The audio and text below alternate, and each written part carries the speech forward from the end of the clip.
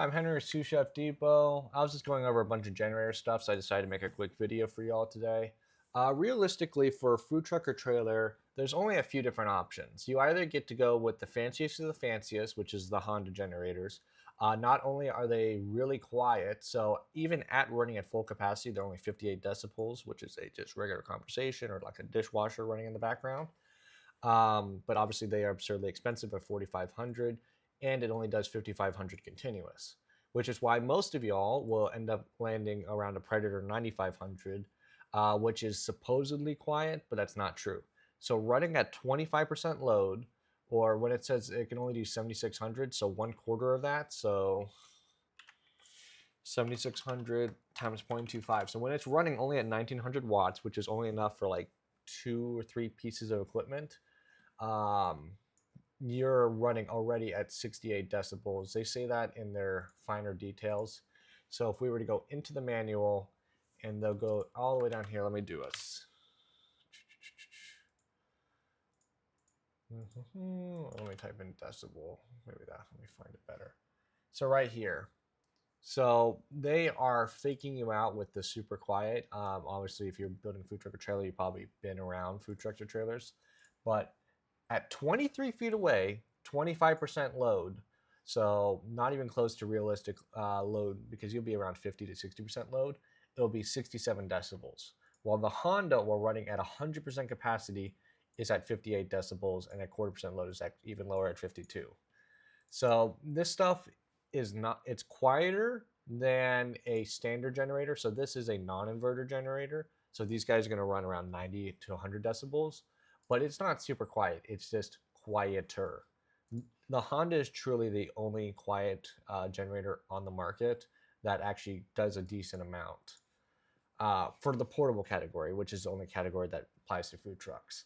Now, so category 1 is the Honda generators, whether you want to go with this large one, or very rare, but some of y'all might be able to use the smaller 2,200 or 3,000 watt generators, but realistically, everyone's going to need the full size one to run a real 12 or 14-foot trailer.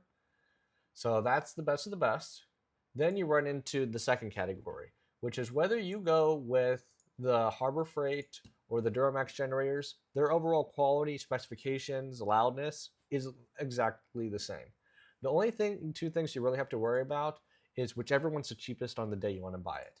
Now, if you have the whole year to wait, the Predator will be the cheapest for you, because as it stands right now, they're doing the spring Black Friday sale, so they're selling this thing for $1,800, which clearly makes it the low price leader. And this only happens once or twice a year, once for around Christmas time and once here in the spring. Otherwise, you have to wait several months to get it at the cheapest price. All year around, to get the 9,500 watt generator from Duramax will be the cheapest all year. But if you're willing to wait for the sale, then Predator's good to go. And then these generators both do the exact same thing in every way. The only slight difference is that I think the Duramax has a slightly better warranty, and then it's just a different brand, slightly different setup. So that's it. This is on the short side, and then the parts are here on the long side. That's up to you. And then the only third thing with this whole category is that as it stands today, April 7th of 2025, is that Duramax is the only one with an inverter generator of 16,000 watts. They're also one of the few that have an 11,000 watt generator. Westinghouse also has it, but they're also the low price leader. So if you need 11,000, then even you can do this 1,800. In fact, that actually makes it just as cheap as this guy. So I don't really deal with Westinghouse, but they're just another one. But they're all really kind of in the same category.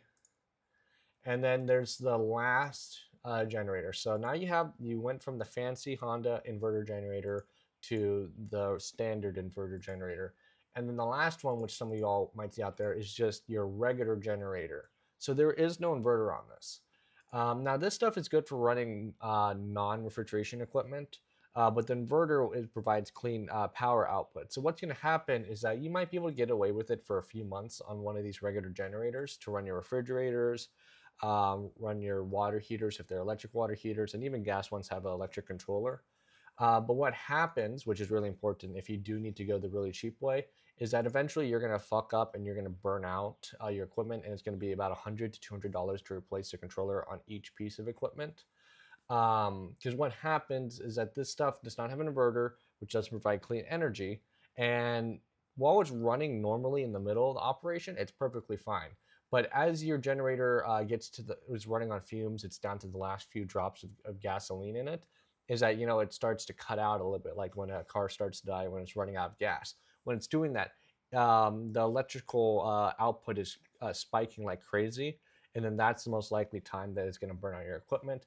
I would never recommend a portable generator that doesn't have an inverter, but if you need to be dirt cheap, that is an option, and it provides a hell of a lot of power, and it's cheaper than anyone else.